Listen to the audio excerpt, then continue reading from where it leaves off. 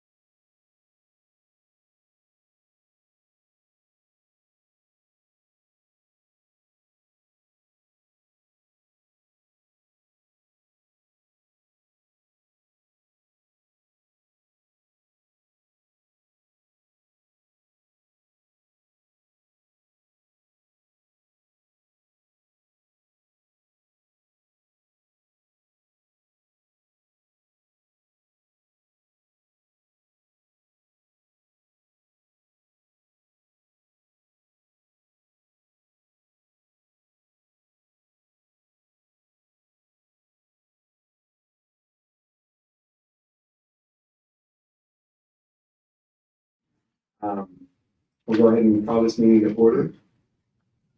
As far as roll call goes, we're all here as a council tonight. Appreciate everybody being here. We've asked Mr. Bake to give us our opening prayer. And then following his prayer, we'll go ahead and recite the Pledge of Allegiance. Our most gracious Heavenly Father, we are so grateful for this opportunity we have together this evening, public servants, concerned citizens, and residents of this wonderful city.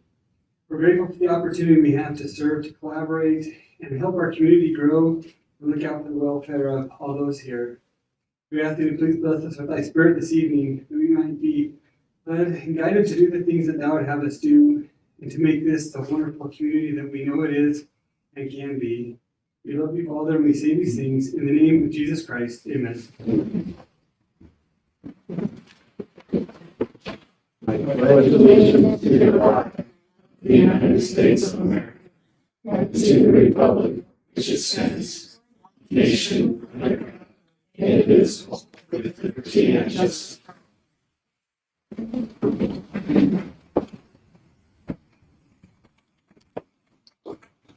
All right. I hope everybody had an opportunity to read the 50-page packet that we sent out. Just as a reminder for the public, if you didn't know, on the Utah Public Notice website, it's available to the public and the council a week prior to this meeting. So, are there any questions, amendments, or corrections to the minutes?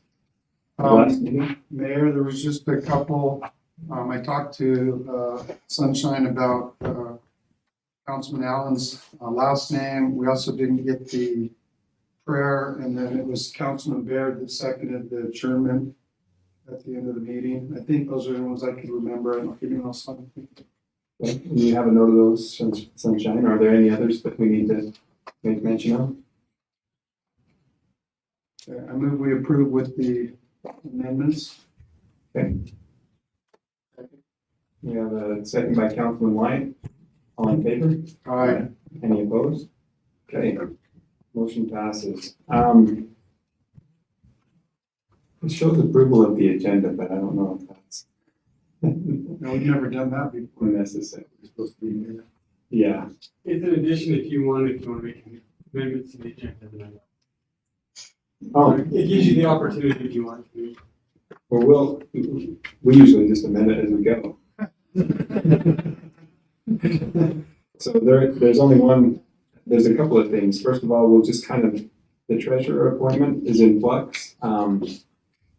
He who will be appointed may be a little late, and so we'll push that to later on in the agenda. And then the procurement policy, we'll probably strike from the agenda tonight. So those are the only two things that I can think of. So I don't think We also added the election judge. That was just today, right? no. Election judge approval C on the board. Yeah, it was on the agenda yesterday. I didn't see it till this morning. I guess I didn't get my email soon enough. Yeah, I saw the revised email that some Sunshine had sent out. So I don't think we need a motion or anything for that necessarily, but just a heads up. We do have our public comment period.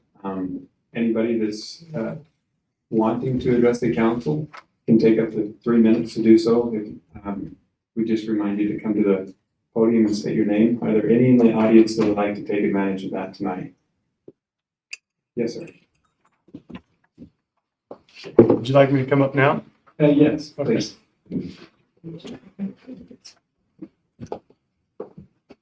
My name is Cliff Cody. This is my wife Emily. And we bought the home on the corner of 100 West and 200 North.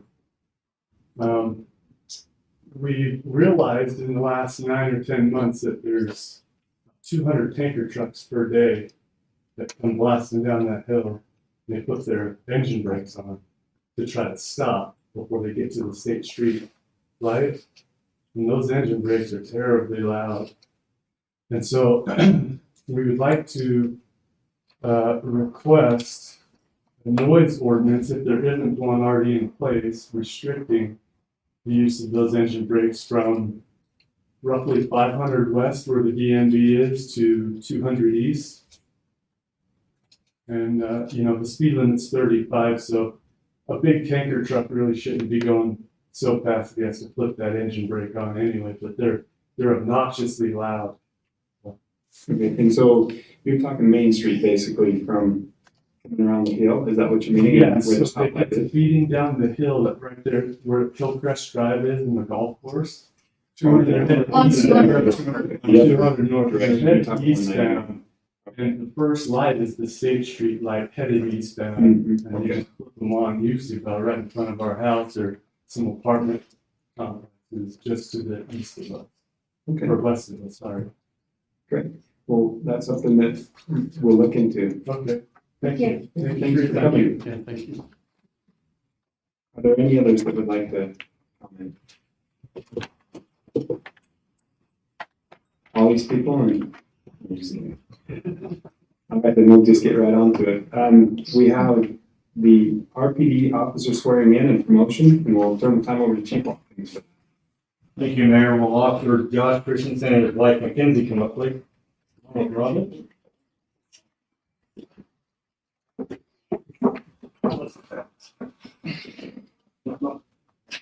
And it's Officer Christensen, where do you hail from? The Cortez, the Colorado is where I'm from. Okay, Cortez, Colorado. Not even working. No, wrong.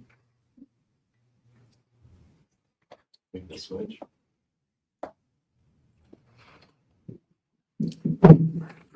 Repeat that.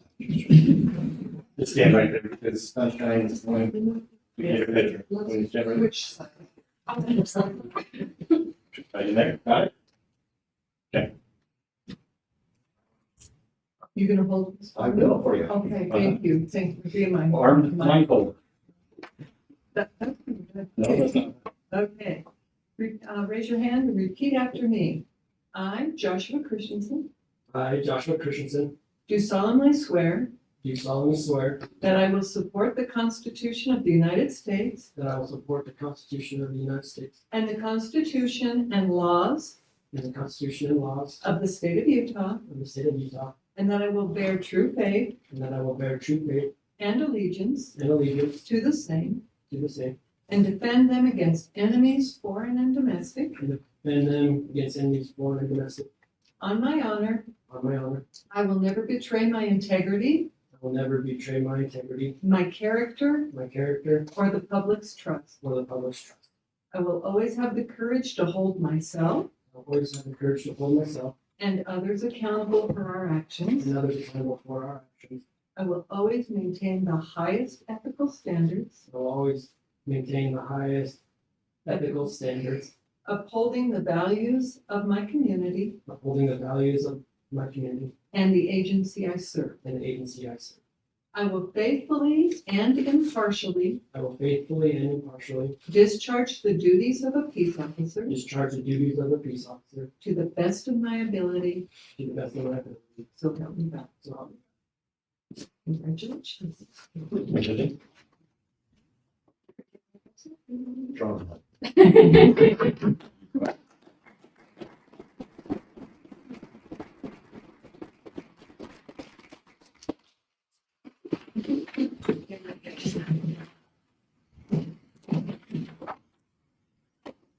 Just gonna get even with you.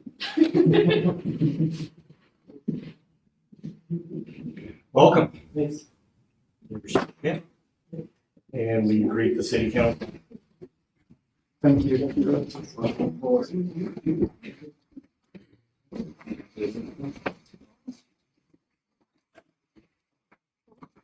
Mayor and City Council, we have rigorous testing, a promotion to sergeant, and we like to promote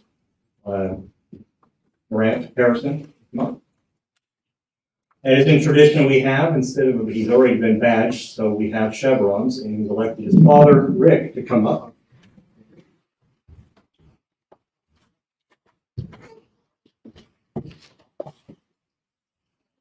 You do the honors. Thank you. You may not get along right. Never was a sergeant, even though it's a something I always wanted to do because of the importance of having a new farm.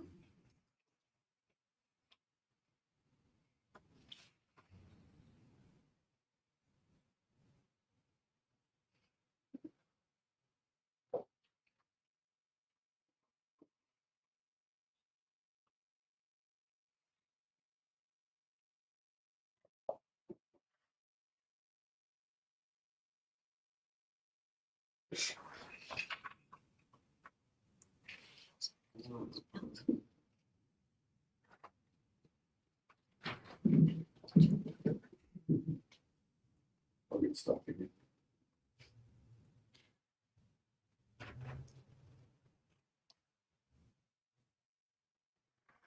Well, in the public limelight standing here didn't be just. I'm sure you've been in more uncomfortable situations than this.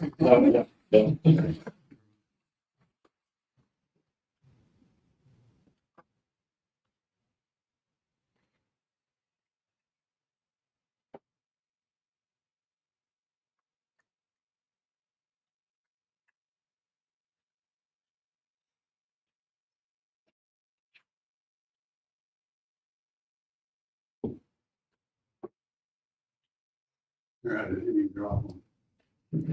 That's good.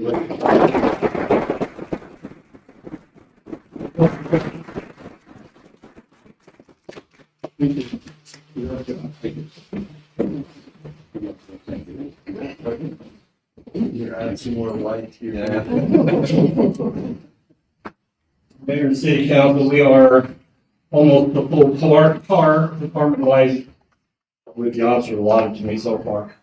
We're just down one. And the command staff has been established. And the attitude and intention with the police department very positive. Ready to move forward. Any questions at all from me? Yeah, just how many total officers do we have now? 14, including me. Well, right now, 13. I have a 14th I still need to. Boys to grow and sounds great. Any other questions? I'd like to say congratulations to those that have come. Thanks to those that have just recently come. And congratulations to Morant. Really appreciate all the hard work that you guys are doing and excellent department, good group. Appreciate you, Chief Watkins, and all that you've done. Come here and we should, anything we can do, I think you guys know we're behind you 100%. So Thank you, sir. appreciate it.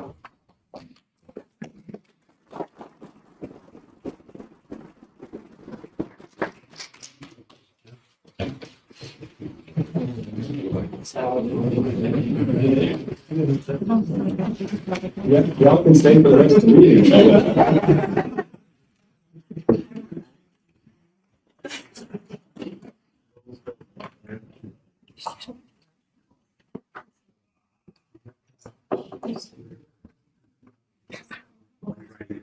Thank you. So, we actually have stayed here tonight, so we can actually take the treasurer appointment in line with it, in order that it's listed there. So let's go ahead and address that. Can we bring up the contract? So just to give the council and everyone an idea, we decided to make a change with our treasurer position. And what?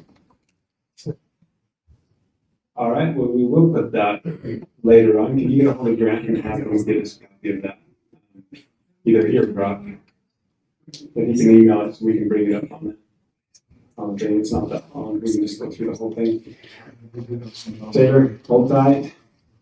We'll go to the election judge approval. Rhonda, we'll turn the time over to you. So we have an election coming up on November the 2nd, and we need a minimum of 2 election judges who can open the envelopes, and then another that can read the votes to us so that we can tally them up.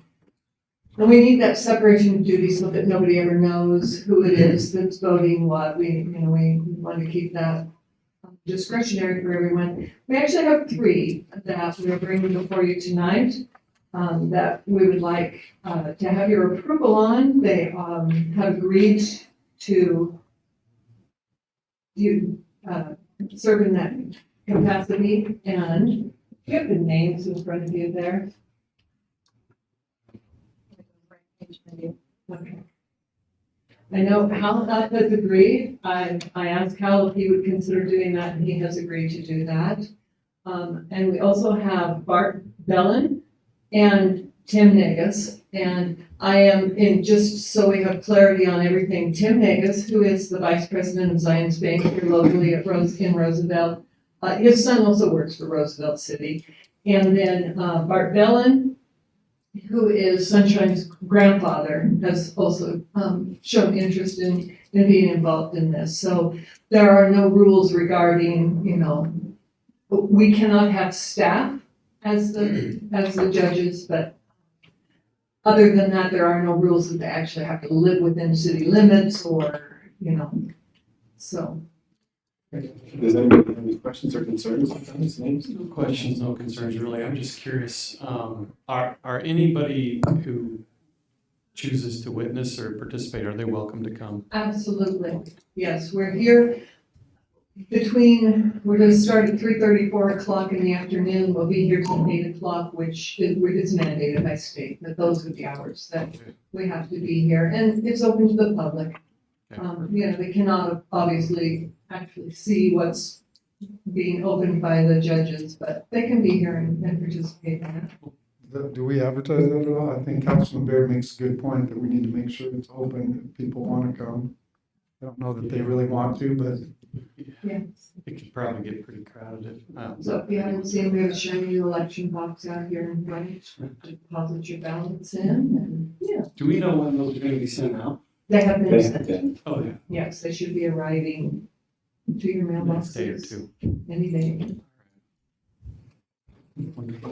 So if there's really no other questions, we entertain a motion to approve these three as our election judges. I'll move to approve. I'll second that. Okay, we have a motion. Did you get a second? Councilman Baird?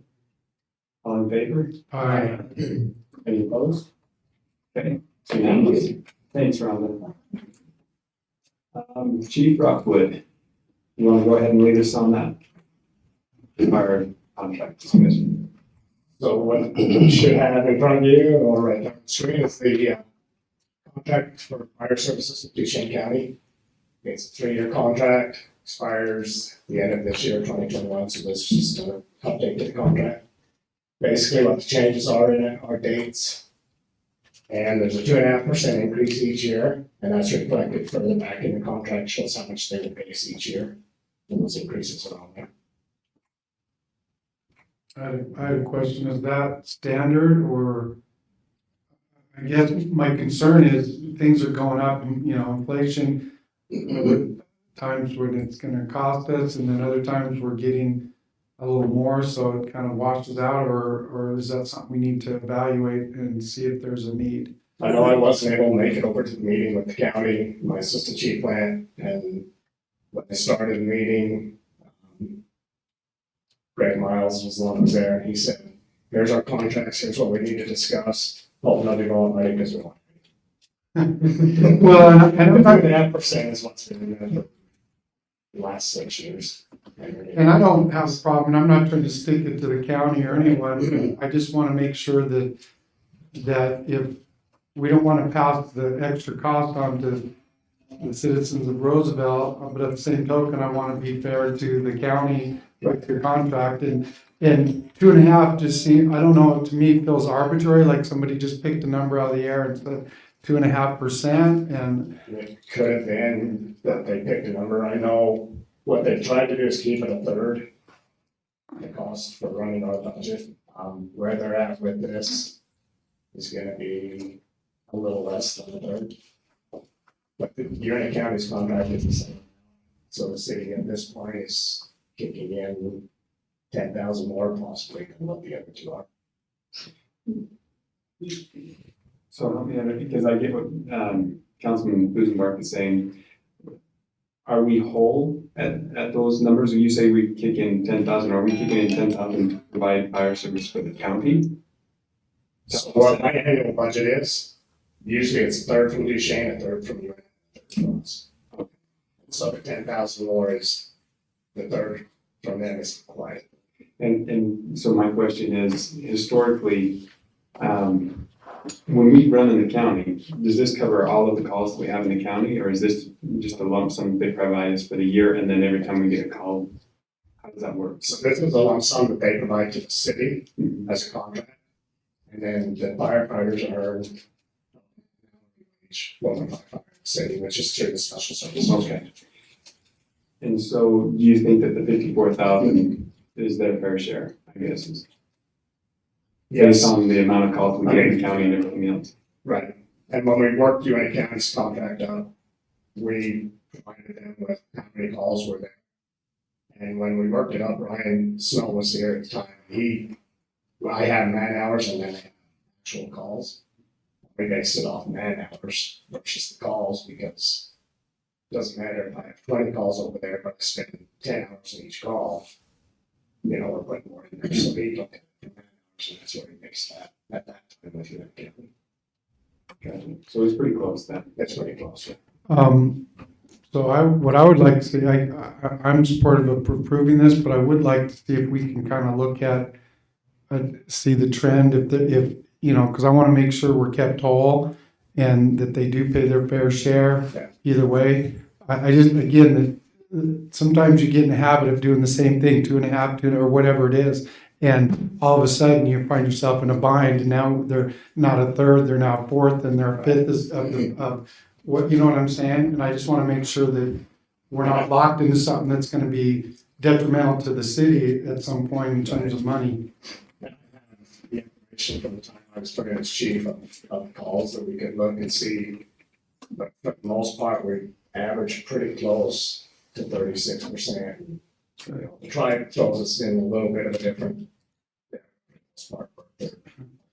Like I said, I'm supportive. I just would like to make sure we're keeping on that. And if we feel like it needs to be 3% or 2 3/4, or, even if we can give them a rate, or a cut rate, maybe they have a better year. I don't mind that either. I'm not trying to stick it to them. I just don't want to stick it to us and footing the majority of the bill.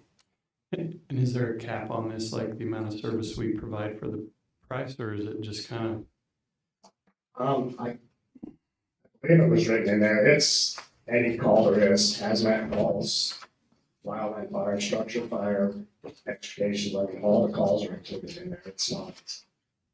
The cap, I guess, if you're considering a cap, would be what our response area is. Okay. But even with that, if Mike needs help, you only needs help. Those areas as well. Okay.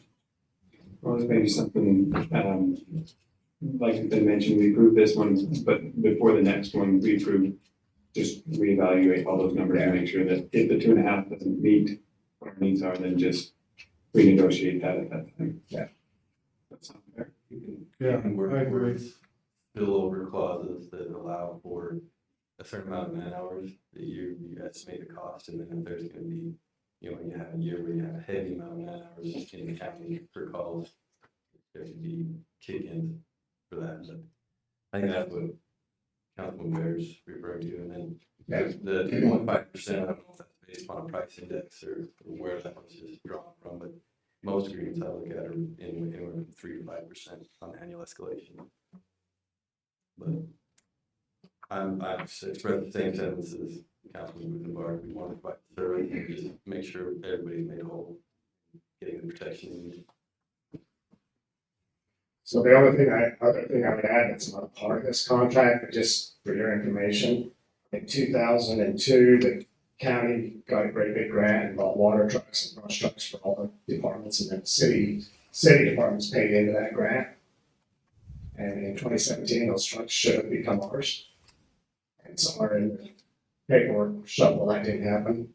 Rhonda has the titles in hand as of today, so they will be ours and licensed. They've been covered under the insurance since then and everything else. So the city now owns 7 trucks instead of 5. Good. Were they trucks that we had use of, or they just weren't titled to the city? Right. They were counties until they could stay. Now, they're older, so there's some maintenance and upkeep, but at least if you need them, you have them. Right. Well, how's our water tender, by the way? The last email I got from them said not a lot to update, here's your partial bin, we're still looking at April getting the truck. And June. Well, thanks for keeping up on that. I know it's hard for everybody on supply, right? Great. Any other discussion about the contract? Grant's looked at it too, right? Yeah, I know the only other discussion they had in the county meeting was making it 5 year, and most of the departments and mayors that were there felt like, let's keep it at 3 years, so we have a brick circle. That's been like. I agree with that. I move we approve, but I would like to make sure that we're evaluating this over the next 3 years for the next contract so that we can make sure we're kept whole on that. So. Second. Motion and a second by Councilman Holland, all in favor? Aye. Any opposed? Okay, motion passes. And they were gonna have you a hard copy of and then sign and get sent. Okay, I'll make sure I sign it before I leave. Okay. But I'm gonna chase you down. Okay, thank you. Thank you. All right. We have the contract. Let's go ahead and do that then. So as the council, most of you know, we felt it necessary to make a change with the treasurer position in the city. And so we have unappointed Stevie Fox and would present the council to appoint Taylor Ruff. But before we do that, we thought we'd discuss the contract with him and make sure that it's within the comfort level of the council and also in an agreement with what we had discussed. And so, Taylor, if you want to come forward, this is Taylor Ruff. He applied in the first go-round, was one of the top candidates then, and when we saw there needed to be a change, contacted the top two that didn't get the position. He was one of them, and anyway, decided to move forward to this point with him. We've negotiated a few things in this contract. The contract in and of itself is pretty standard. What we've done with all the appointed positions the last few years is made them pretty standard as far as the verbiage in there. The differences are obviously the salary and whether they get vacation time and things like that. So what we've negotiated with Taylor is $52,000 a year. Within 6 months, and you can see upon completion of 6 months service as the treasurer, he has an opportunity to receive an additional $3,000 at that point with a what would you say, a satisfactory review. He's asked to have some vacation time preloaded, something that we've done for prior treasurer and also other appointed positions of 80 hours. And am I missing anything? With all our appointed positions, it does come with a severance clause in there that if they are fired with no cause, I shouldn't say fired, if they are released without cause, then they are entitled to 2 months of their salary. Is that what you remember? Yeah. And you were able to get Brock and talk to him about all of the other benefits, things like that. Yes, sir. Are there any questions from the council on this contract? Okay. Seeing none, then I would present Taylor Rupp in his contract. Would like, yes. There's one thing for Well, I was getting on clarification. the roll. Okay, you just. I apologize. We do need to officially do the unappointing. That's for council.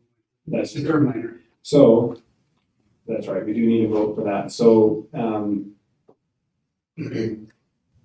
I can't make the motion, but it's my decision to unappoint and appoint, and then you guys ratify that. So I am submitting to the council to unappoint Stevie Fox Do we have a motion to that effect? So moved.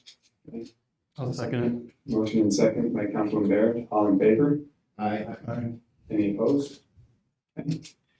Now I present Taylor Ruff to be appointed as our new treasurer and to also approve the contract that we negotiated with him. Do we have a motion to that? I'll motion to approve. Okay. I'll second. Second by Councilman Allen and a motion by Councilman Baird. All in favor? Let's do a roll call. If we could. Councilman Kuzenpark. Aye. Councilman White. Aye. Councilman Baird. Aye. Councilman Hancock. Aye. And Councilman Allen. Aye. It's unanimous. So, congratulations, Taylor. You're the almost newest, because Christensen is the second newest member of Roosevelt City staff. Do you have any questions or comments for the? You want to introduce yourself and just tell us a little about you? Yeah, so my name's Taylor.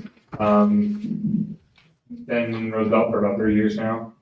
Just working locally over at Mountain America, so you probably guys have seen me there. But I'm super excited and grateful to help the city. And if you guys ever need anything, I would love to help support that. So You've been here 3 years, where did you I'm from Salt Lake, West Jordan. Graduated from Copper Hills and then got my business degree from Westminster College.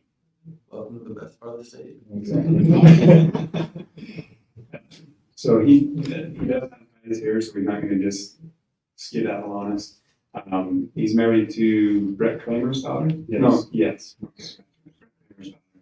And anyway, so there are ties here. He plans on staying here and growing some ribs, putting in some ribs. Sorry for your father-in-law.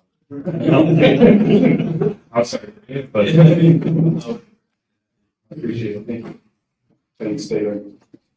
And I'll just mention too, Taylor has, so obviously business background, but financial background, things like that. That's one of the key things that we've noticed with that position that's very important. And so he's a really strong candidate, and we're looking forward to working with him. We'll look for him too. You just tell us what you want us to do. When was the start date for that? Monday, this coming Monday. Anything you'd like to add? Either of you? Basically summed it up. Yes. Okay. Animal shelter. Rose, it's been a while since we've It's seen been a you here. minute, yeah. Hello, Councilman, for those of you who don't know me, I'm Rose. So this proposal is just a fee change for the animal shelter. So I'll go over a little bit everything and I'll pause for questions. If you have any, please write them down, make sure you ask them, and I'll do my best to answer them. So first, I'll just tell you a little bit about how the shelter works in case you aren't familiar with it. So how we intake animals is strays, surrenders, 5 cases if you go to jail, and how we outtake, so how they leave is they are either claimed, adopted, or rescued. So I'll refer to rescue quite a bit throughout this presentation. What rescue is they are nonprofit organizations that pull directly from shelters to benefit the shelters. Is there any questions on what rescue is? Okay, perfect. We are not a rescue. I just Yeah. want to clarify So most shelters are government funded, which we are. Rescues are nonprofit. They're usually people that just want to help out the shelters, help animals. They mostly directly pull from the animal shelters.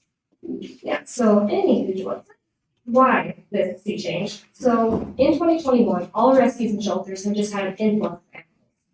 I've heard several reasons for this. The main one is COVID. A lot of people adopted these animals and then they're going back to work, they can't care for them, and they end up back to us. Because not only the rescues are full, but the shelters as well, rescues are having a harder time pulling from us. Even though a lot of them still pull, most of our animals are going to rescue. Although rescue is a great thing, we don't make anything back from it. So we feel that this fee change will help us move animals out by claims or adoptions, which makes us a little bit more back and offers options for the community.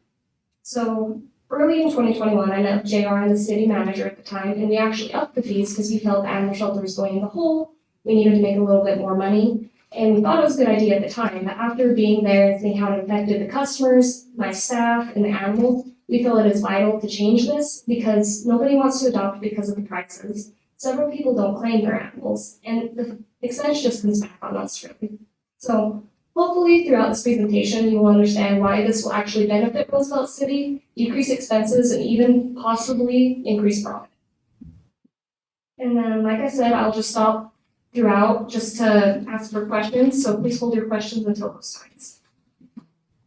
All right, so page 2 is just a table of contents, just for reference. Page 3 is what the fee schedule currently is, and then page 4 is what we recommend. So this is what the public will see. And each fee that has been changed, I will go through and explain why and give you a side-by-side of each. We were going to do a side-by-side of just kind of like that, but the fees are changing quite drastically and the descriptions, so that's why I felt it necessary to not do a side-by-side and go through each individual fee. And so that's just for reference, feel free to flip back to it as you need. And so the next page, if you go to page 5, this is just the cost analysis. So this is the money. So how we got this information is we analyze our costs and our intake data. So I had myself and my staff take stats of every animal that had been in the first 6 months of 2021, so the stats were most accurate with our current situation. So we made an Excel spreadsheet, took the averages, and this is what we came up with. So the estimated cost per animal per day, that includes cleaning, care, and supplies, is $4.10. This does not include utilities and wages for operating hours. Reason being is because no matter how many animals we have to be open for the public. And also, no matter what, we need utilities, so it's hard to determine an exact cost per dog. So there are still those expenses, but we can't calculate per animal.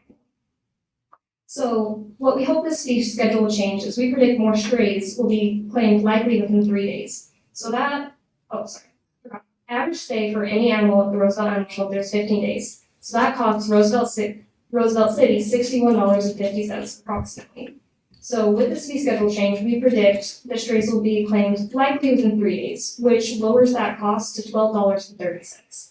We can't predict the exact time they will stay once we change this, but we hope that it will change more because we do have a lot of people complaining about these fees and we feel that it will really help the community, give them affordable options.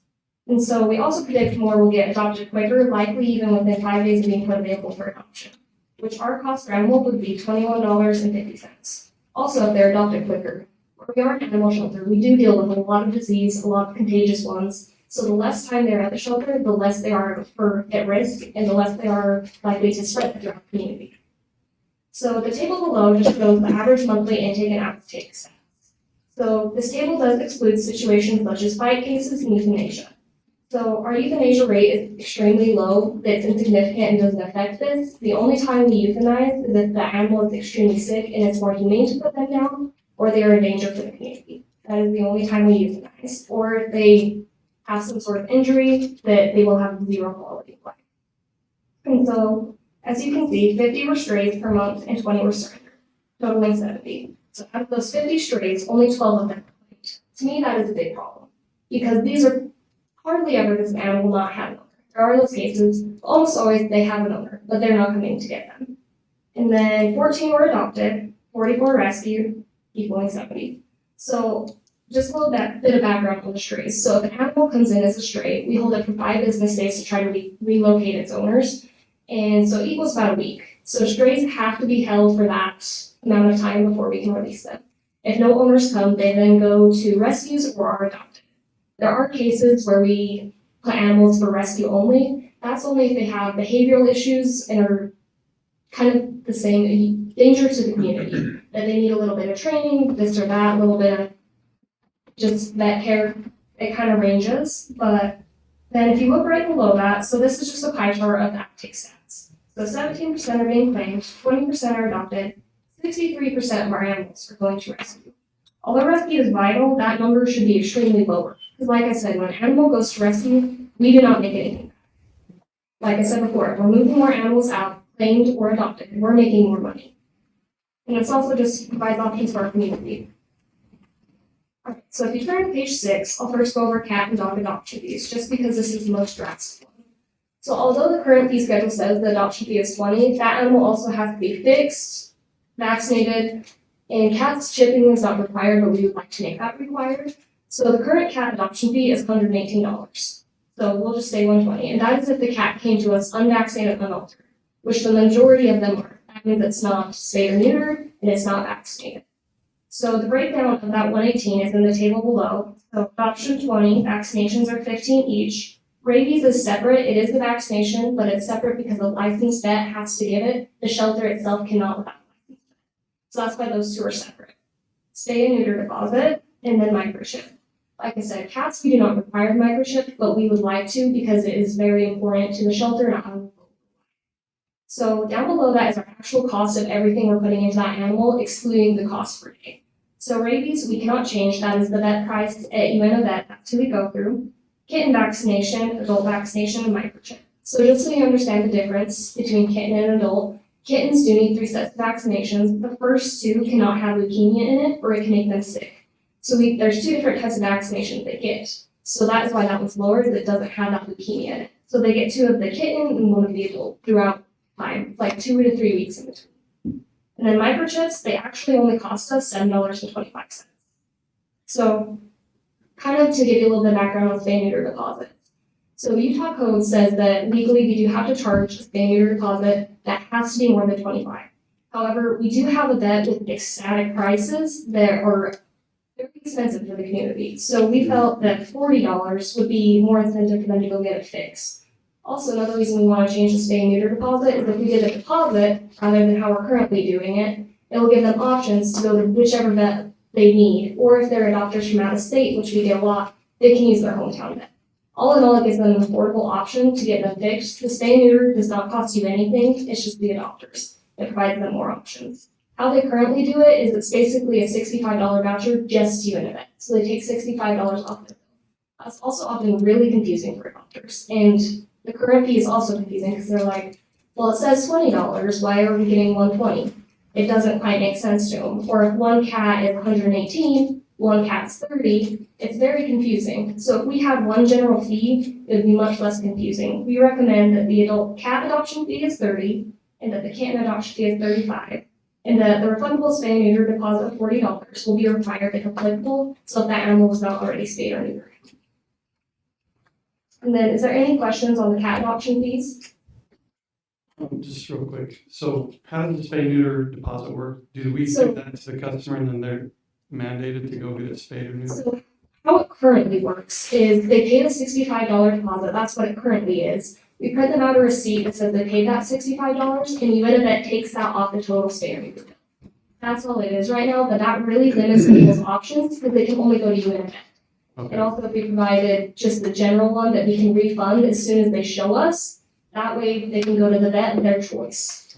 Yeah, So we don't collect the spay and neuter fee anymore, we just, so we collect it, but we pay it to UNIVET, like on our charges we pay it, but they technically pay for it. The spay and neuter actually doesn't cost us anything, the adopter pays for it. Okay. Yeah, however, if but in the if event. they have a choice, so if they wanna go somewhere else besides doing a vet. Yeah, we would just refund, so if they pay card, we would refund it to their card, if they paid cash, we could refund. But we Check. have to show that they've done it before we refund it.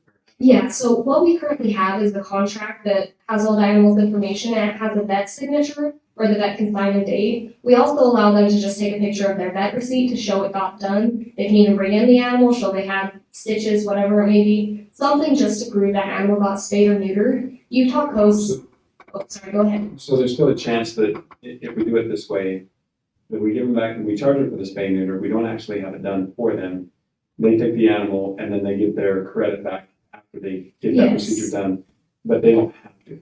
So legally, that's what I was gonna go over. Utah code says they legally need to be spayed or neutered within 30 days. However, I asked around with a lot of rescues, best friends, and they said that they are very lenient with it because if you try to schedule a spay and neuter with you in a vet, they are almost 2 months out. So it's impossible for you to get that dog or cat spayed or neutered within 30 days. So we are lenient with it, but they have to be spayed or neutered before being impregnating or being impregnated. How do you say that? So do we impound the animal if they're not? Yes, I would like to get a better system because we need a tracking system so we can track this a little better to make sure these adopters are getting spayed or neutered. That is something we need to improve on and I'd like to work on. The adoptions are one thing, the owners that are claiming their animal, because we expect them to spay their animal too, right? If they, So, yeah, previously, I didn't know this before I came into management, But the second time an animal is impounded, if they're not spayed or neutered, they're supposed to pay that deposit because a lot of animals wander because they sense somebody in heat, they are in heat, that type of thing. So that spay or neuter deposit would be the same for those impounded animals. And another thing with those impounded, the ones that they can choose, strays that get claimed, they can choose whether to get the animal spayed or neutered or not, but they do have to pay the fee either way. If they chose to not, if they're breeders, whatever the case may be, we could use those funds for a feral cat program, getting more loose cats around Duchesne County fixed. One other question I had from just an earlier statement you made, just about the percentage of the strays and claimed and adopted. Is that dogs and cats combined? Yeah, so we primarily deal with dogs and cats. On occasion, we do have rabbits. I excluded the rabbits from this just because we don't get them that often. It's primarily dogs and cats. Because I'm thinking I'm not real familiar, you know how familiar I am with the animal shelter. Familiar enough, but not familiar enough. So my guess is the majority of the claimed and adopted are dogs, and the remaining balance, the 44, they go to rescue and they make up the rest of the total are cats. So that is another thing I will be going over is the impoundment. The impound fees are crazy for a cat. Hardly any of these cats are getting claimed. So a lot of the ones being sent to rescue are cats. But we did combine them just for this presentation because it shortens it up, it's a little less confusing. I don't know if we have cat people in here, but y'all know dogs are better than cats. They move out of the shelter much easier, for sure. Was there any other questions on cat adoption fees that I can answer? All right, so we'll go over to the dog adoption fees. So this is very similar to the cat adoption fees. So the current dog adoption fee is $163. That's also if they came in unvaccinated, unaltered, and not chipped. Chipping we do require for the dogs. So what we recommend is doing the same thing, general adoption fee, adult 35, puppy 42, and that will always include their vaccinations and chip. And then the spay and neuter deposit will change to $60 just because it is much more pricey to spay and neuter a dog. And then so that if you go down to the actual cost, it's very similar to kitten ones. Puppies cannot have one with left toe. It kind of works the same way. You need 2 puppies, 1 adult when they're under around 8 months. And then so what puppy actually costs us to adopt is approximately $39, adults approximately $33. So it works very similar, but it's just a little bit more. The microchips also is something I will go over more in detail because that is one fee that I feel really needs to change. Is there any questions on the dog adoption fees? All right, so next is city licensing. Do all of you know what a city license is? No, please explain. Yeah, so if you live in Roosevelt City, it is required that you get a city license to show that they've been vaccinated for their rabies, basically. So to get a license, you must bring in proof of rabies, and we pay the fee and we'll give you that city license. Does that kind of make a little bit more Does sense? every animal owner have to do that? In Roosevelt City, technically, yes. There are, I know some people that are not compliant. They're probably on this bench. there are very few people that actually get. That's what they do. So the vet can't do it because they're technically Humana County. We're the only ones that have them. If we were to get an animal control officer, we would like to supply them with them as well. So you mentioned it's an obligation for Roosevelt City. It's Roosevelt City, so But all, if you're a county resident, that obligation doesn't apply. yeah, so Duchesne County, as far as I know, they do not have any kind of city licensing. It is just Roosevelt. We're also in taking county and everything. Yes. Yeah. So just to give you a little bit of background on where we get our animals, most of them do come from Roosevelt City, but a lot are from Duchesne County, like Altamont, Duchesne, Tabby area. There are cases where we take some from Humana County. It's usually if they dump them in the front or whatever the case may be, but primarily Duchesne County. And those are some of the numbers that I would like also is what is the percentage? So Because we got. I didn't put it on there, but I wrote it down. So yeah, from the first 6 months, Humana County was 5.9% of our animals. Altamont area, so I just did like surrounding areas, Bluebell, San Wash, 4.9%. Duchesne and Fruitland, 8.7%. Other areas such as Neola, 8.7. Other areas such as like Neola, Cedarview, and then also unknown. This is when intake forms were not filled out correctly and we really don't know where they came from. Is 14.9%. 14.9%, and Roosevelt City 65.3%. So most of them are coming from Roosevelt. And you mentioned earlier that it's government funded. What's the source of the funding for that? Yeah, so Duchesne County pays us a lump sum to take in Duchesne County animals, and also you guys are the expense. So our overall budget is around 140,000 a year. Duchesne County gives us about 50,000 a year. So looking at the numbers, it's great. And that's one of the reasons that we've asked the different department heads to do that. We wanted to see how, just like we did with the fire contract, we wanted to make sure that everybody's paying their fair share. Yeah, I was actually very surprised most of them were from Roosevelt City. I assumed most of them would be from Duchesne County, but when we took the stats, it was mostly Roosevelt City. That's good to know. It was almost right in line with what we're Yeah. paying about a third, and so 35%. Yeah, but also Roosevelt is part of Duchesne County, so that's personal opinion, but yeah. So Believe me, it's separate. it's in Duchesne County though, is the thing. All right, so back to city licensing. The current fee, unaltered means they're not spayed or neutered, is $30. Altered is $20. What we recommend is only charging the cost of the tag. Reason being, this city licensing method is not being used correctly. What it is meant for is tracking rabies and tracking our animal population. If nobody's purchasing these, we can't track that. It's meant to be a tracking system, not a profit thing. So if we were just to charge a little bit more than the tag, people would be more likely to get these city licenses, and we can actually do the proper tracking. Can I make a suggestion on that? First of all, I don't think anybody knows in Roosevelt City except for the 2 or 3 people that have actually done it. The other thing is I've had my dogs shots for rabies and everything else, but I don't have, I'll go on record with saying I don't have the license.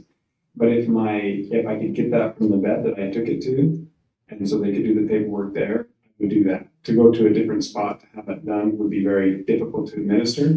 So I would say we work through the vets as far as administering that license and having them issue that. Maybe then once I pay for the rabies shot, they can add whatever fee and it can be administered back to Roosevelt City, $3 or whatever it is. But I feel like if we did that, most people in Roosevelt City, I would guess, have vaccinated or given that rabies shot to their animals. But none of them probably have the licensing. But if it was administered through the vet and we can coordinate that with them, my guess is they just automatically add it on, it comes back to us, and then it's done. Does that make sense? Yeah, for sure. The only hard part is Uinta Vet is in Uinta County. So when I talked to them, they said they weren't allowed to, they were told they can't. I can ask them again and see who they talked to and what we need to do if we can do that. Because I agree, it would definitely be an easier option. Yeah. What if we had Uinta Vet give them like a form to fill out and send to the city, that they, that they must fill out the form and then we can send them that. Because you can pay your utilities online. There's also, when we check somebody out at the animal shelter, it's an express bill pay, it's the exact same thing. There is a possibility they can do it online. I'm not sure how that works. I'm just saying, I don't care how cheap it is. Nobody's gonna do it if they have to make another trip. Right. They'll wait for the ticket because I'm really, unless you get your other 1 or 2 or 3 officers, you're not gonna believe that. Most people, the reason they tell me they don't get them is because they feel like Roosevelt City is taking advantage of it and they're using it as a source of profit rather than a tracking system, and they don't want to pay $20 to $30. Well, That is the biggest complaint I get. and that may be true. You're in the know of that, so you know the group of people that knows that. I'm just saying as far as the general public goes. Yes, it would be great to look at more options that'll make it more convenient for them. Right. Just a thought. Yeah. Is there any other questions on the licensing? Following the recommendation, you only have 2 or 3 people. That's why I say I don't think they're gonna spend a whole lot of time policing that. So when officers pick them up, they're supposed to look for a city license. And in the city policy, it says that if they are licensed, we'll hold them 5 days. If they're unlicensed, it's 3 days. So that is in the city policy. However, it's not very adequate because we take in animals from all around Duchesne County, not just Roosevelt City. Well, and the state mandates how long we hold animals too, and I think it's 3 days. Is it 3 days? 3 business days. Yeah, And and we decided to we go, do the 5 business days just because we do live in a rural community. I'm sure you all have friends or family that have animals, cats for instance, that wander off for a few weeks and come back. So a lot of times they won't check in that amount of time in our rural community. So that's why we extend it, is to give them a little bit more opportunity to reclaim that. okay, sorry to put us on track. You're good. All right, any other questions on the city license? Alrighty, I will move on to microchips. Do any of you not know what a microchip is? For a dog. Well, they're not microchips can be used on dogs and cats. So, what microchips are is they're a little grain of rice goes between their shoulder blades. So whenever we get an animal in, we scan it for this chip, and it pulls up the number where we can go find some owner information. That allows us to almost immediately reunite that animal with the owner. So this is a benefit for us because that animal is not staying with us as long. Or even if somebody finds the dog, brings it to the vet, gets that number, they can reunite it with the owner as well, and they don't even have to go to the shelter. Less expense for us. And like I said before, if the animal's at the animal shelter, we deal with a lot of disease, they're at risk for that. And so we recommend $25. It's just $5 cheaper, but like in the adoption fees, it would just be included. But for the public, anybody could go in and get a microchip. And then it would be making us profit while still making it affordable for the community. It's not very hard to install. I have all of my staff that works the front trained to do it. It doesn't take long. It's not some big thing that needs done. It's very simple and easy and would provide options for. Because vet prices are a little bit outrageous. It costs $60 to $200 to chip a pet. So in all reality, the microchips benefit us and the owners. Before you ship them, do you check for their licensing and rabies records? Not typically, no. If they want a microchip, we just do it for them because it's not really relevant. If they want their animal chipped, that's a service we provide. Any other questions on the microchipping? Alrighty, so next is impound. This is also one that decreases expense immensely. So the current fees are $50 for the first 3 days. That's the first time they come in. Second, 24 months, within 24 months is $80. So this includes cats. I don't know about you, but most people I know that own a cat will not pay $50 to get them out of a shelter when they can go pick one up on the side. Very few cats get claimed. So if we were to lower this, we're hoping more will get claimed. So down below is recommended. We separated dogs and cats. Cats do not cost as much to take care of. And like I said, who do you know that's going to pay $50 to get a cat? Not very many. So below are the recommended ones. And then, sterilization fee also goes in that. So Utah code, second time impounded, we're supposed to be charging the spay neuter deposit. So they can choose whether they actually get them spayed or neutered. But if they do not, we can use this for barn cat programs, which is a major problem in our community. You go anywhere, I'm sure you see cats running across the road that are not fixed. They keep having kittens, which is also causing us an influx of animals because nobody's getting them fixed. So it also helps provide funding for that. All right. And so also, if we were to lower them, they'll be more likely to get claimed by their owner because when an animal comes into a shelter, it's already a stressful situation. When we put on top of that rehoming that animal, that is major stress for the animal and often doesn't even work out.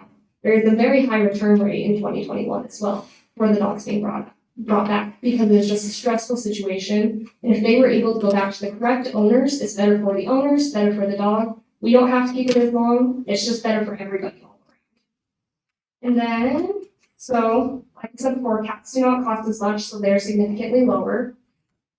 And also, the longer they're there, the bigger risk for disease they are. A lot of these are relevant to that. We do sanitize very well. My staff is very well trained to limit that disease. However, like I said, we're a shelter. We deal with a lot of disease, a lot of contagious ones. So if they're at the shelter, they're at risk for that. And unfortunately, in the Uinta Basin, not everybody vaccinates them. Vaccinated animals are a lot less likely to get it, but they still can. Where we do have a lot of unvaccinated animals coming in, it's bigger risk. Is there any questions on the impound fees? Alright, so next is surrender fees. So current fees, I'll let you look over. And then what we recommend is no fees for Duchesne County residents. So reason being is we've had several people not be truthful with us about whether it's their animal. And also, when times are hard, the shelter is where people turn to for these animals. If we can't provide them that service, we're not doing our part. that if times are hard, they can't afford these fees often. If we provide them a safe place to land, we also don't have to hold them for the 5 business days, which is less expense. We can get them adopted out or sent to rescue almost immediately. And what a lot of people do is just dump them outside the animal shelter, dump them other places, which means we have to go chase them, staff members and police officers, and you have to pay us for it. That's kind of just an expense. And they will also just claim they found the animal, which I mentioned earlier. That's 5 business days, you have to hold it longer. Or they may not realize it, but they are selling to unethical purchasers. Unfortunately, there are a lot of them around the area, and they may not realize it. And the outcomes are not very well. Or they'll just straight up shoot the animal. So we recommend there be no surrender fee for the benefit of the animals and the shelter staff. Are there any questions on that? Oh, I forgot to mention. Non-Duchesne County residents will stay the same because legally we're not supposed to take that animal. The animal should not be at the Roosevelt Animal Shelter. It should go to the proper county. Any questions? Surrender fees that we collected, say, just last year. I would have to, so I'm not sure. I would have to ask. Could you do like a table on the Express Bouquet that shows just how many surrender fees were collected? Just curious, Yeah, I'm not sure the exact number. Yeah. I'm not worried about, some of the things that are mentioned isn't what we're giving, it's not as much the fees. A lot of the fees that we have are meant to be deterrents. You know as well as anybody, people are irresponsible with their animals. we set the fees to. Yeah, we set the fees very high, kind of to give them an incentive, like, don't let your dog loose type thing. But then what happened was nobody was getting their animals back. Despite owners' best owners, there are several dogs that come in the shelter that these owners have a high fenced yard, like they keep track of their dog, it still ends up in the shelter. That is very common. So basically crap happens. I don't disagree with that. I think, this is really tough. I mean, this is super tough, like, line that we're walking. To say there are no surrender fees. So we currently do have a surrender wait list just because of our capacity, the influx of animals. We just simply don't have room for them all. So they still will be on that wait list and we take them as we kennels open up. So there still will be that. The surrenders will stay the same. I Like get the that, amount but of if somebody's done with their animal, for example, if I had an animal that I was willing to give up and it cost me $20, or I had to wait, either way, it's way more convenient just to dump it somewhere. I guess what I'm saying, I see, this is very tough. And for me personally, I'm not speaking for the council, this is for me personally, because, we want to do what's right for the animal. We also want to help the animal owners take some responsibility. And so by adjusting the fees, I'm not too concerned about that, because I mean, we've talked several times and I get some of those things like when they come back and they have to pay the fees for their animal out of the shelter and those types of things. I don't disagree with that, but there are some things that we've got to figure out how, if we do reduce the fees, how do we still help the animal owner be responsible, especially those that are neglectful? You have those that is once in a blue moon, their animal gets out, but then there are those there's really no deterrent for the animals to run loose. From experience at the shelter, if they can't afford the $50 fee, they are still good owners. A lot of them are. When we first made that, we're like, if they can't afford a $50 fee, why should they have an animal? But in all reality, when we see these people come in, they are scrapping for change. They are trying to get that animal out. And those funds could be used for other things that are important as well. But when they can't afford this, that animal's stuck there. They don't get their pet back, and it's not good for anybody else. I think also sometimes getting ahead of the curve is the answer, and that would be enforcement. And before this happens, and that is difficult for us at the moment. And that's what I was going to say. It's more, I'm not too concerned about the fees on the back end. Like when we were talking about,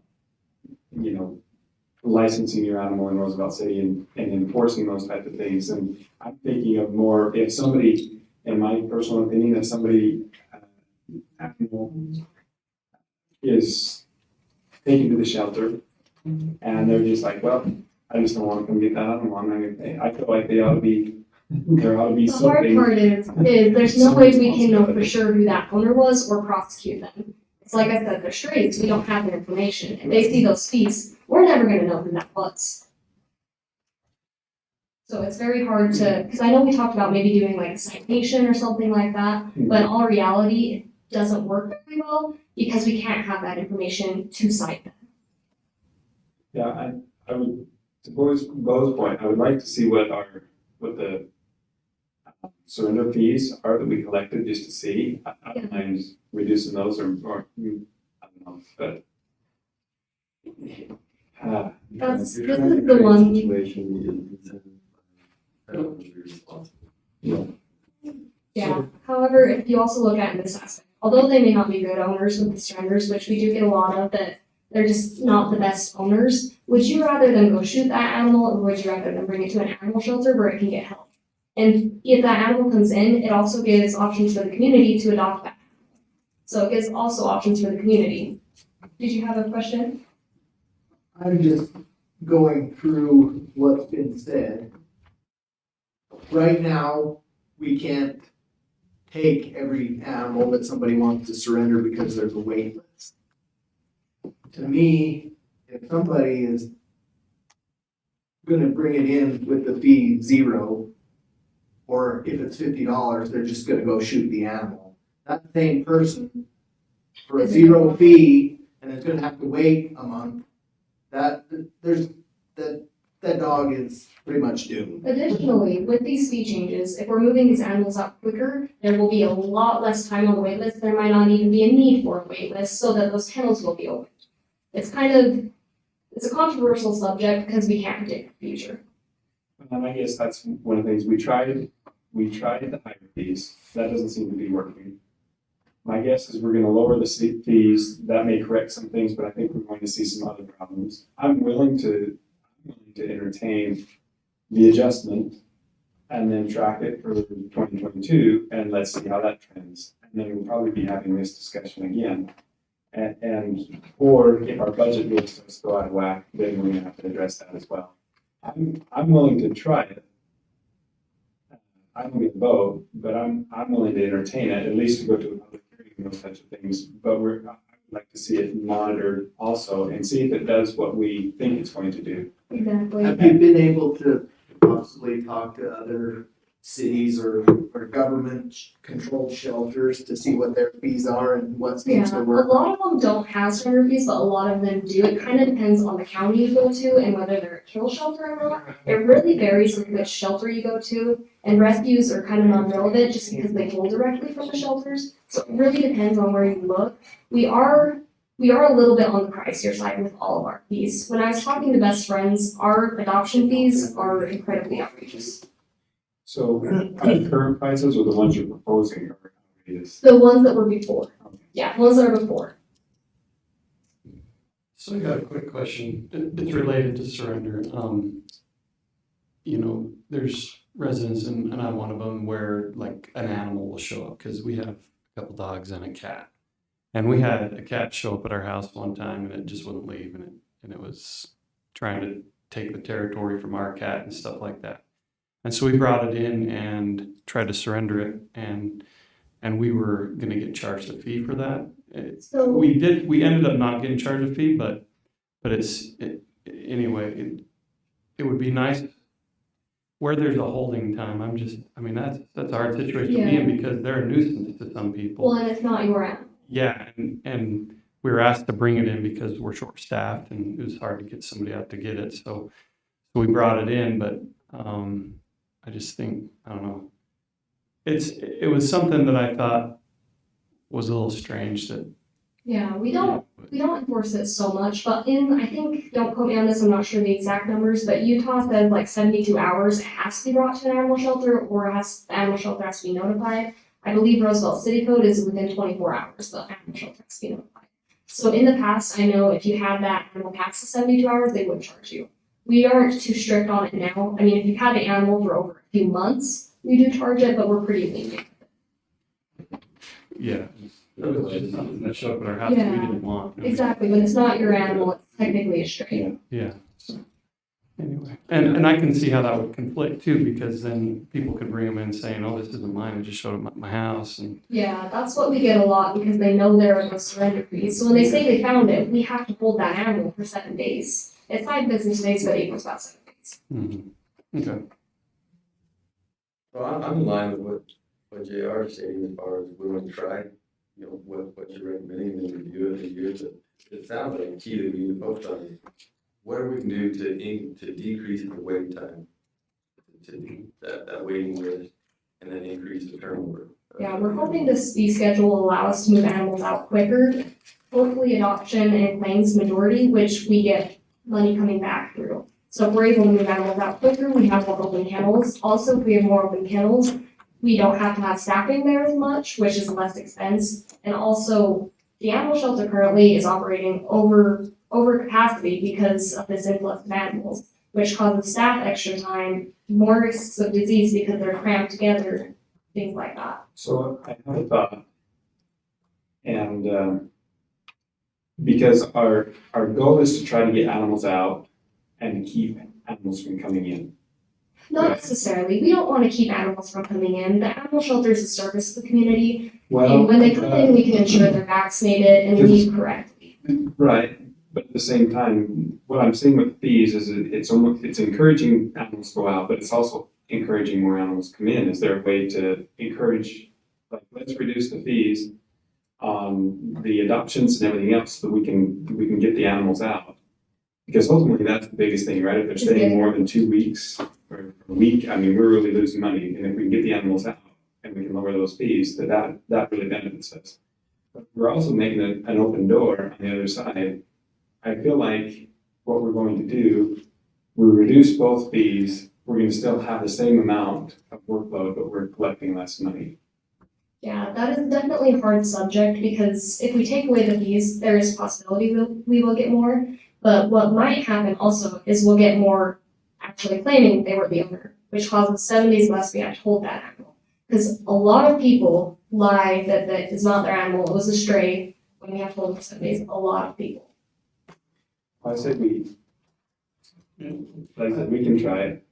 I think you At least propose it to the public. Yeah, well, and when I did meet with JR and the city mayor at the time, I agreed. I thought we should up the fees because you're letting your dog out, you need to pay type thing. After being there and seeing how it's affected, I really feel it's There's a few more fees I'll go over, and then I'll ask more questions at the end if you have any more. So trap deposit is the next thing. So this doesn't cost you anything. If anything, it insures more. So what it would be is a $20 deposit for traps. What people use these traps for is trapping barn cats, feral cats, raccoons, pestering their chickens, whatever the case may be. But these traps allow them an option to go and trap them. People that trap these cats are allowed to bring them to us. What we do with the feral cats is we work with best friends and they provide us vouchers where we can get them fixed and vaccinated for very low cost and adopt them out as barn cats for farmers who want Mausers. It also helps the animal population and nuisance animals, because when animals are not spayed or neutered, especially the feral cats, they cause mayhem, they poop and pee everywhere, they're screeching, they're kind of just a nuisance. The more we get fixed, the more that decreases that problem. So we recommend $20, and as soon as they bring the trap back, they will get that $20 back. If they do not, we can use those funds to purchase a new trap. I worked on a trap agreement that I sent over to Grant. I'm currently just waiting on him to approve it, and they would fill out that agreement, and it states as long as you bring it back within 10 days, you can be refunded. If they need it for more than 10 days, they can just come in and fill out another one.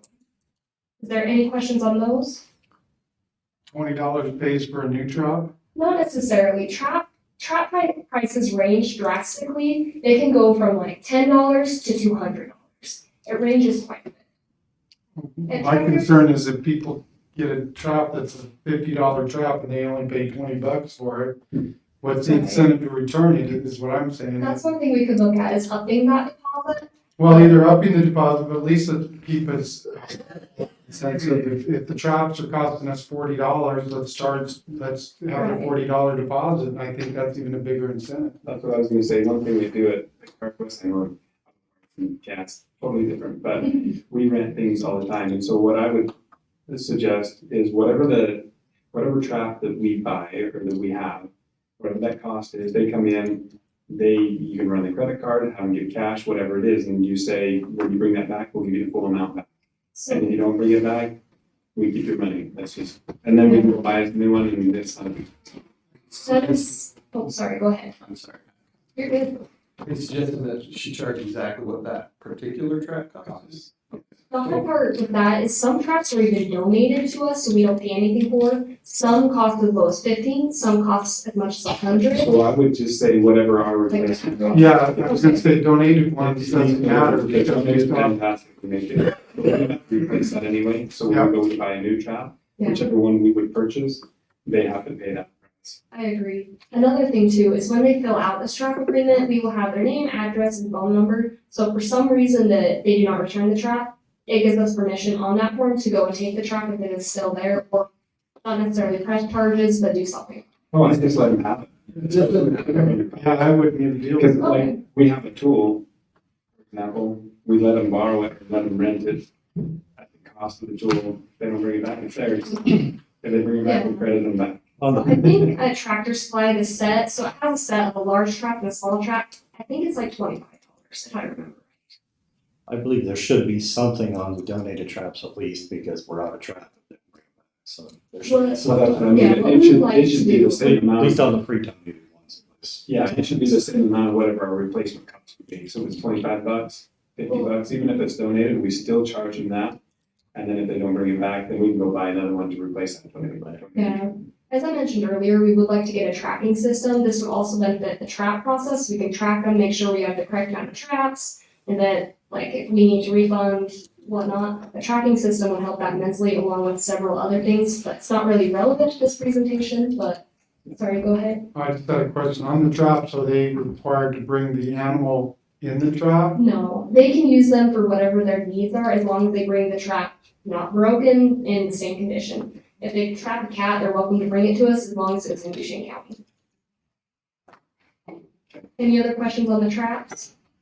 So just to verify, the trap does not cost you anything, it just ensures they'll bring it back. But like I said, I would like to look into what exactly it would cost us to replace that and maybe change that.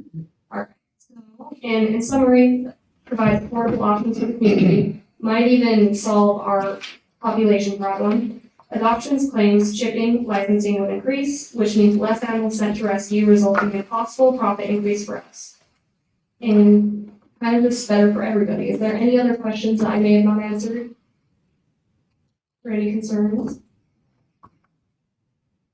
Right. Well, I guess, Chief Watkins, is there are you spending a lot of resources for your office dealing with the animal explosion issue?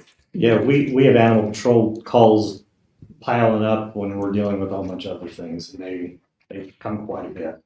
And that's what I was gonna say, this right here, the animal control problem is a multifaceted issue. This being one may help us, and I agree, see if this will at least get us a step closer. But it's definitely not gonna be a problem solver. We've got a long ways to go. Yeah, there are several improvements that need to be made with the animal shelter. Just this is everything relevant to the fee change. And I noticed that, you, that the prices were dropped quite significantly more closer to cost. And how do we cover the fees of the staff being there all year? Is that just gonna be a subsidy? pretty So much? that is a very hard and controversial subject because it is meant to be a service for the community. Animal shelters are not meant to make money. They're meant to be a service for the community. If you look at other animal shelter prices for like adoptions, things like that, it's very low. But also one thing to take into consideration is a lot of those vets are located in the city with vets with affordable options. So many shelters will even get them spayed or neutered prior to adoption through those vets. Given our vets' prices, we don't do that because they're often scheduled out 1 to 2 months. They charge an extreme amount, which is, you could get a fourth of the price. So also you have the enforcement aspect of it in citations without it hitting the animal shelter, and that is another way to recoup or to make up. That is where we lack. Okay. All right. Again, another facet that we need to address. So basically, it's an expense but a service to the community. But also, the fact is that we're giving out more animals by claims and adoption. That's money we're making back. Whereas right now, 63% of these animals are going to rescue where we make nothing back. Although we're grateful for it, that shouldn't be happening. Thank you. Are there any other questions from anybody? I just got a question of Ron. I know I talked to city manager, Mr. Begg. He said he was supportive. Rhonda, looking at the numbers. Looking at the numbers, if we can decrease the amount of time that these animals are in, and we can move them out in adoptions and other things, if we can change that 50%, it's an amazing increase in profitability. You're supportive of trying this and then evaluating after? Absolutely. You know, Rose has been very efficient in her managing of the animal shelter. And just so that you know, it was the amount we subsidized the animal shelter in 2019 was about $78,000. We subsidized in 2020 almost $100,000. And this year, That's when we it had our looks like discussions. we're going to be about 34,000 that we will be subsidizing. All is said and done. So, you know, that just attests to the efficiency of how Rose is handling things. I definitely appreciate that. Yeah, and I do have to say, Rose has done a fantastic job. And so, you know, I guess tonight, we're not here to approve these fees. We're here to basically motion to put them on a public hearing. And I think, unless there's any other comments, I think we're to that point. So. I motion we put it up for public hearing. We've had a few discussions about a few things that we wanted to look into, and I motion, put in with the motion that we look into those things prior to putting it up and make sure that we have those things sorted out for the most part, you know. Okay. So there's a motion. Okay, second, all in favor? Aye. Okay, any opposed? Seeing none, we'll go ahead and schedule that for our next meeting. Public Thank you hearing. all for your time. Thank you. Appreciate all you Good do. job. Just make a quick comment. When I was appointed chief, Lieutenant Tucker informed me that I had the animal patrol. And I started to try and seen the condition or seen that heard in the past or whatever, then I was told, don't worry, we have a Rose. So I didn't know what that meant till now. She's very impressive. Yeah, just so you know, took a lot of work to fix that before you came. Yeah. And I appreciate it. I was not an easy person. Apologies. Oh, no, you were, it was just a whole situation, the circumstances, so all of that got cleaned up before you came, and Rose was a big part of that, so. Yes. Thank you. Thank you all again. Appreciate it. Thank you. Okay. Would entertain a motion to adjourn. Sorry. You losing the bet again? Yeah, no, yeah, I already lost. Start with the UDOT roadside advertising sign permits, Rhonda. Let's see, I'll be quick on this. You basically know everything I know.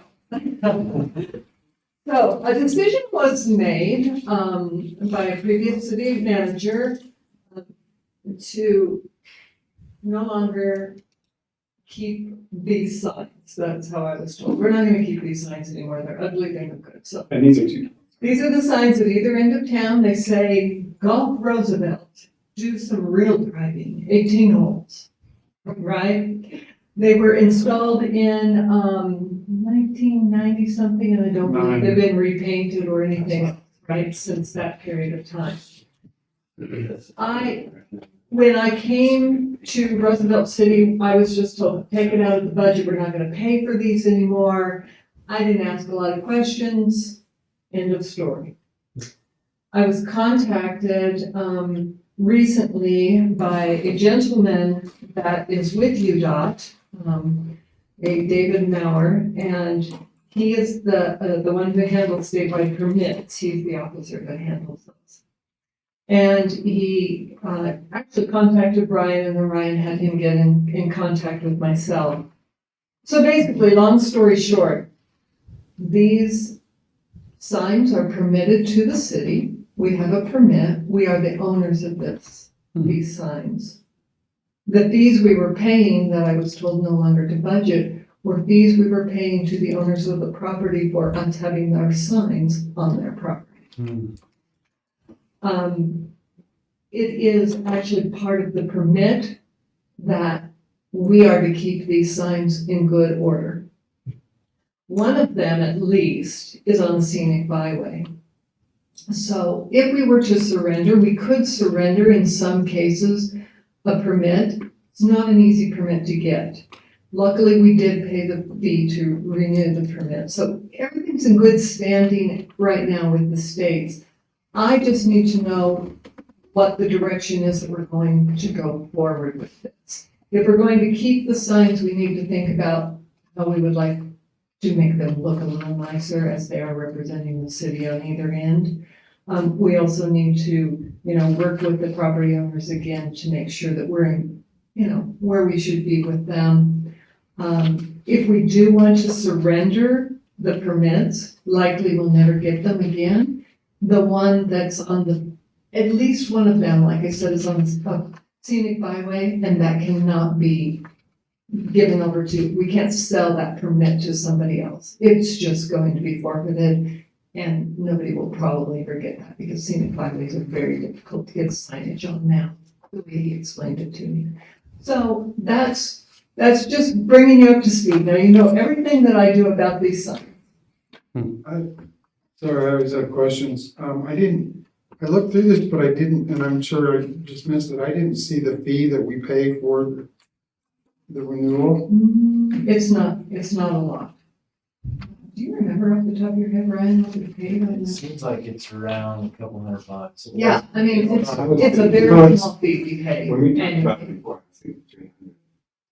It could be, because I can't quote it. So it's a nominal fee. It's not Yeah, like. it's we're paying not a lots of huge money. amount. When he called me, I said, let's pay for it, let's get it done, so we don't lose it. Mhm. Well, let's get them updated then. If we're That's what I paying. think. Let's get them updated. Part of that, you wanna, Yeah, exactly. Something- Just don't we- I'd like to go, maybe it's time to change the messaging. Well, didn't we just hire financial help to help us? Maybe they could help us with that. That our consultants, whatever, financial. Economic development. They might be good to talk to about what they might recommend. Yeah, well, I think we have an economic development committee, is that what you said? Yeah, Our Parks and Rec committee, and I think we can get with them and say, okay, what do we wanna advertise for Roosevelt City? What do we want people to know? You go over to, I see the youth, plaza signs and things like that, clear over in the Mighton, and even in, around Vernal area, and that's, they're up to date, they're nice. I think we could do something and promote Roosevelt City and advertise for Roosevelt City in a positive way. Whatever happened to Roosevelt, a bully good town? Remember that one? What? A bully good town. Roosevelt. Remember that? I remember when it was 100 years ago, it was like a bully good town. It was on the way into town, you'd come in and it said Roosevelt, a bully good town, had like glasses like Teddy Roosevelt and. Let's do it again. No. So what I'm hearing from the council, I think we want to keep them and just see how we want to promote and advertise Roosevelt City. We have some committees, we can work that through, maybe. Yeah, work through the committees, come up with some ideas, what it will take and what it's gonna cost to do, What it would look like and present to the council and say. At that time. And that might be a good, like an art project for someone down at like if you have an Art Sterling Scholar at the high school, or if you have the UB Tech I'm just thinking it might be a great project for a student if we can give them the We idea. also have the logos that we have not done anything with, that we did tell the winners of those that they, so I'm just throwing that. There was the two, the original, and then there was one other that were kind of neck and neck, right? 50, pretty close. Mhm. 5248, What happened? Yeah, it was- Which one won? the new one, 52%? yeah. Wow. What I got thinking when you were talking about this, there's no reason why we couldn't utilize both logos in a sign like this and just put them, they're smaller, they're not the whole thing, but You smaller. got two sides, each side. Get people kind of used to the both of them if we want to phase one out, transition or use them both or not, I don't know. Because I do like the new one, but I do like the old one too. Just like that. I'd like to see that sign change, once a year, once every 2 years too, myself. Yeah, maybe keep up with it a little bit better. And, I don't know, probably Mr. Baker, giving him some more work, but probably would be good for us to make a visit to the landowners and just make sure that we're in good standing with them, make them whole if we need to, or whether that. Do we need a motion to do that? No, at this point, it's just direction. So there's some direction. Good boss, give it right. Okay, Excellent. thank you. Thank you. Thank you. Mr. Bay, do you have anything for us tonight? Yes, just a couple items. Thank you, Mr. Mayor. Just a couple items. As you know, we originally had planned for our council visit to the nature park tomorrow and the employee barbecue Thursday. Due to some miscommunications, I'll put it that way, and we have a recommendation that we change those dates to next week. We're looking to do that either a Tuesday or a Wednesday. The idea behind that would be to do both of those events in the same day. So have the employee appreciation barbecue during the day. Then when they're done with the activity up to the golf course, they come to a barbecue from council. And then we take council down to the nature park for a walkthrough down there.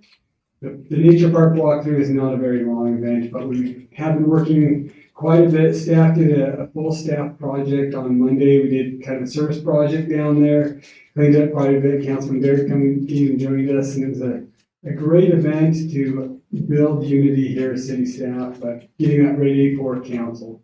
So our recommendation on that would be to either, we know the mayor has a conflict Wednesday, so Tuesday, but we want to see what works best for council, and if you're still okay with us moving it to next week.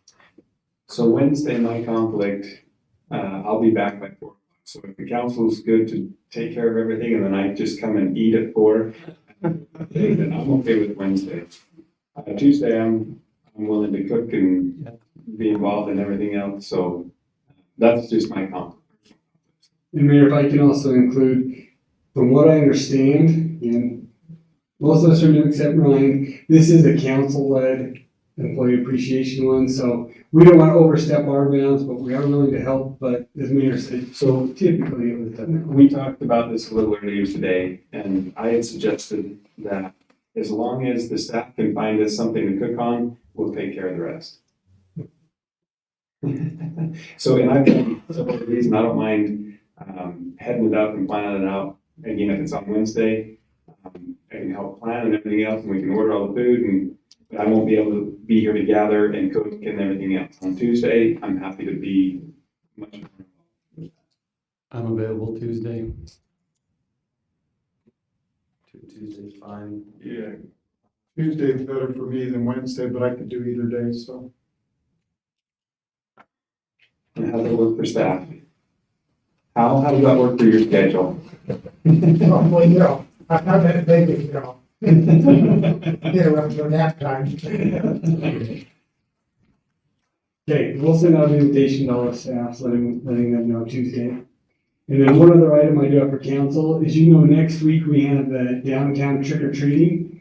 If you haven't noticed, please walk through our back hallway here. Our city staff intern has been tirelessly working to make this hallway an enjoyable place for the Halloween season. And we are going to open it up for trick or treating for children that day. We're not going to compete with the downtown. We've actually advertised it very little because we don't want it to appear that we're competing. So from 8 a.m. to 3 p.m., we'll have trick-or-treating down the hallway. Each of the offices will be, as you see, they're decorated, have open doors. The mayor's going to come down and join us. Well, Parks and Rec and Public Works are going to be down here as well, just for kids to bring them into the office. The idea behind this is typically people come to the city offices for 2 reasons. 1, to pay a fine or a bill, or 2, to complain. We want to make an opportunity for people to come down and have a positive, fun experience, besides council, because people love to come down here as well. But we want to make it a fun experience for people to come to the city offices. So we would invite you, your family, please come down on the 28th, anytime from 8 to 3 p.m. We'll have trick-or-treating here. Any questions? Yeah, what are you dressing up? I haven't decided, but I have an idea. I'm gonna see if I can get my wife there. Last thing I'd like to say is just briefly, I do want to commend the staff. As I said, Monday, we went down as an entire staff and worked at the nature park. And it was just so great to see everybody together, to do a project like that. And really, that's what it's all about, when we can come together and unite. And the amount of work that was done down there was fantastic. Ryan had us all lined out. Everything was laid out perfectly. So I just want to commend the staff. They've been phenomenal and so great to work with. Thank you. Thank you all. Any reports from the committee member, or from the council members? I think I'll just take a second to say thank you to city staff too. I got to see it ahead of time. I guess I wasn't supposed to be there, but I snuck in there anyway. And yeah, I'm sure you'll all get to see what they've been working on, but I think it's amazing what they've done with the resources they have and for as little money as they've, used, so. And we have several projects that are similar in, I guess, approach, right? A lot of elbow grease and a lot of just volunteering and things like that, and not only staff, but our community. I mean, it's amazing what's happening in our community right now. We have several projects going on, and everybody's rallying around, and we're getting a lot of donations, and it's excellent. Did you have something, Rhonda? I can see it. No. Not at all. I'm behind the door with the witch on it, so hey, implication or not, that's where you'll find me. That's just the opposite of you. So, anything else? Nothing for me then. Okay. If nothing else, would entertain a motion to, well, one other thing, and I don't see any, yeah, I do see some. We do need to approve. It's not on the agenda to approve the purchase orders. Oh. But it has to be a 24-hour. Yeah. We can take things off, but we can't add things on. Do you have any questions about them? Yeah, are there any questions on the purchase orders? I asked mine earlier, so I wouldn't take up. Okay. I would just proceed and we will ratify at our next meeting. So, yeah, I just noticed that. But if there's nothing else, and we don't have to close session, thank goodness that I know of, we'll go ahead and entertain a motion to adjourn. So moved. We have a motion by Councilman White. Second. By Councilman Allen, all in favor? Aye.